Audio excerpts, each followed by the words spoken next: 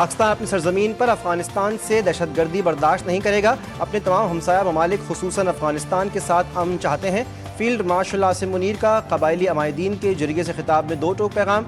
दौरे पेशावर में कबायली अमायदीन से मुलाकात करके उनकी गैर मुतज़लज़ल हिमायत को सराहा।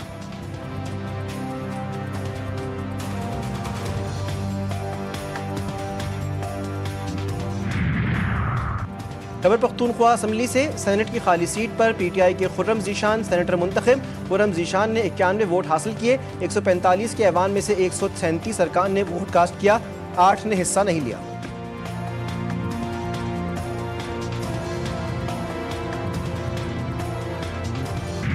कराची के मवाज गोट में पुराने टायर के गोदाम में लगी आग बुझाने के लिए ऑपरेशन जारी। KMC और रेस्क्यू 1112 के 13 फायर टेंडर्स आग बुझाने में मसरूफ। ऑपरेशन को मजीद मौसर बनाने के लिए गोदाम के अतराफ बाउंड्री वॉल को गिराया जाएगा।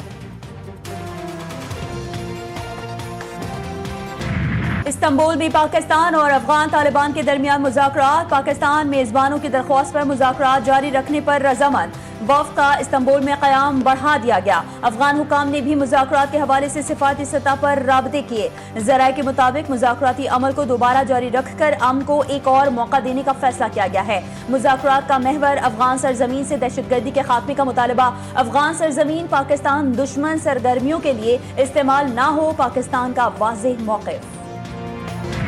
अफगान सरजमीन पाकिस्तान के खिलाफ इस्तेमाल हुई तो सख्त जवाब मिलेगा, वज़ीर दिफा का इंतबाह। अरब TV को इंटरव्यू में ख्वाजा मोहम्मद आसिफ ने कहा कि भारत काबुल में अफगान तालिबान की पुश्तपनाही कर रहा है। तालिबान भारत की प्रॉक्सी के तौर पर पाकिस्तान के खिलाफ कम शिद्दत की जंग छेड़ रहा है। हमारे पास इसके ठोस शवाहिद मौजूद हैं। जब तालिबान के एक वजीर भारत में थे, उसी दौरान पाक अफगान सरहद पर झड़पें शुरू हुई। पाकिस्तान ने भरपूर जवाब दिया। वज़ीर-ए-आज़म से वज़ीर दाखिला मोहसिन नकवी की मुलाकात। शहबाज शरीफ को अपने हालिया दौरे ओमान और ईरान के हवाले से आगाह किया। मुलाकात में मुताल्लिक़ा वज़ारत के उमूर के हवाले से गुफ्तगू। Chairman Pakistan peoples party Bilawal Bhutto Zardari से भी मोहसिन नकवी की मुलाकात हुई। मुल्क की सियासी सूरत हाल, बाहमी दिलचस्पी के उमूर पर गौर किया गया। मोहसिन नकवी कुछ देर में सदर मुमलिकत आसिफ अली जरदारी से भी मुलाकात करेंगे।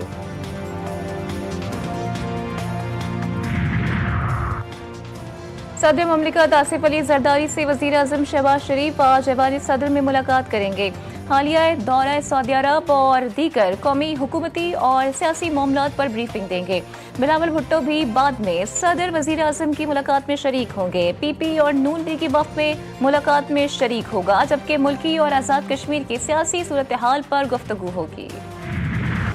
आज़ाद कश्मीर में इन हाउस तब्दीली। नून लीग और पाकिस्तान पीपल्स पार्टी में तहरीक अदम एतमाद पर फार्मूला तय पा गया। तहरीक अदम एतमाद का मरहला 1 नवंबर तक मौखर। पीपल्स पार्टी की मरकजी क़यादत ने कल अहम इजलास बुला लिया। चेयरमैन बिलावल भुट्टो जरदारी सदारत करेंगे।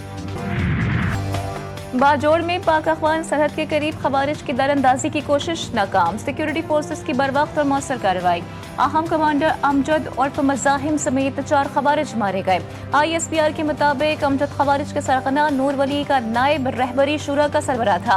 हुकूमत ने 50 लाख रुपए न मुकर्रर कर रखा था। हलाक खवारिज अफगानिस्तान में रहकर पाकिस्तान में दहशतगर्दी की सरगर्मियों में मुलव्वस थे।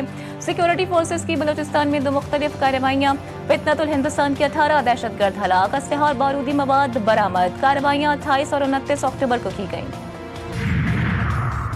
सिक्योरिटी फोर्सेस की कामयाब कार्रवाइयाँ। सदर आसिफ अली जरदारी, वज़ीर आज़म शहबाज शरीफ और वफाकी वज़ीर दाखिला मोहसिन नकवी का सिक्योरिटी फोर्सेस को खराज तहसीन।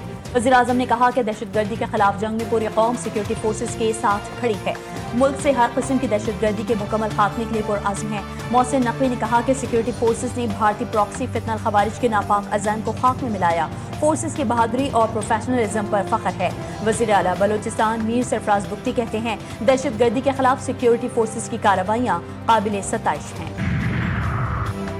26 नवंबर को एहतजाज के केस में अलीमा खान के 6ठी बार नाकाबिले जमानत वारंट गिरफ्तारी जारी।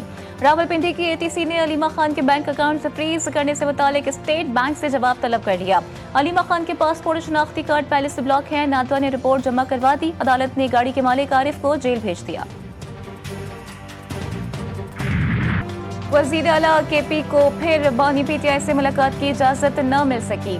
सोहेल आफरीदी ने मीडिया से गुफ्तगू में कहा कि मैंने तमाम कानूनी रास्ते अपनाए, पंजाब और वफाक के महकमा दाखिला को और चीफ जस्टिस ऑफ पाकिस्तान को खतूत लिखे। उसके बाद इस्लामाबाद हाई कोर्ट में दरख्वास्त दायर की। उसके हुक्म के बावजूद आज चौथी बार मुझे मुलाकात से रोका गया। जल्द लाहे अमल का ऐलान करूंगा।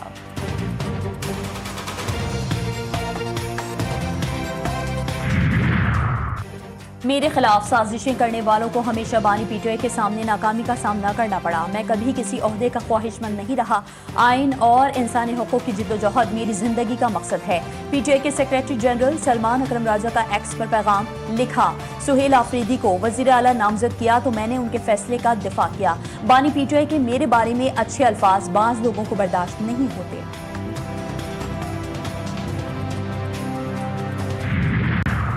Registrar supreme court Salim Khan ने निजी वजूहात पर इस्तीफा दे दिया। सलीम खान के एजाज में अलविदाई तकरीब।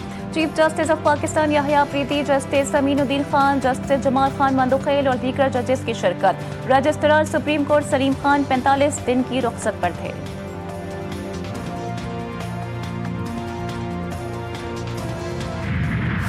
अमेरिका और चीन के ताल्लुकात में बड़ी पेशरफ्त। 6 साल बाद अमेरिकी सदर और चीनी सदर की अहम मुलाकात हुई।